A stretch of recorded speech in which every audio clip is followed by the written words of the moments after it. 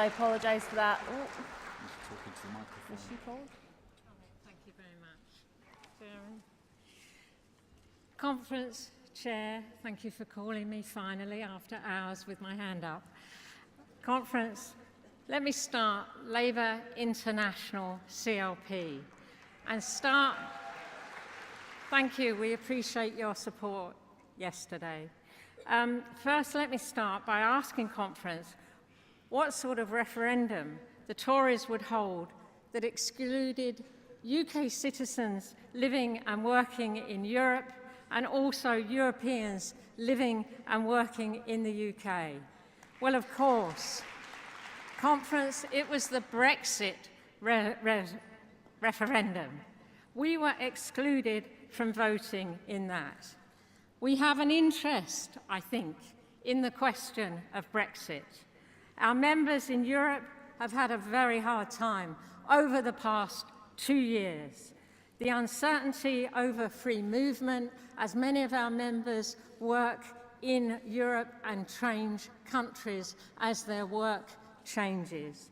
The uncertainty in various EU countries. Those of our retired members worried our pensions will be frozen as our Australian members already and many other countries in the world have a problem when their pensions were frozen at the stage when they went to live in those countries. Has no one in the Tory government made the link between the shortfall we have in our NHS of 30,000 plus nurses, and it may have something to do with their uncertainty about Brexit? The PSOE minority government in Spain has promised free healthcare to all. But after Brexit, will any of us in Europe get free healthcare? It was called a reciprocal agreement because it works both ways. Do you trust the Tories? I personally don't, and nor do many of the members in Labour International. In my opinion, you should never interrupt your enemies when they're making total idiots of themselves.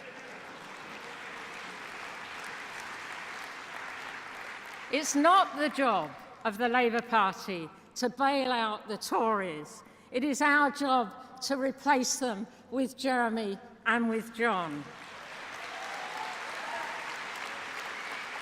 I believe that another vote aimed at reversing the result of the referendum is not just anti-democratic, but it won't solve the problems that are made by this Tory government.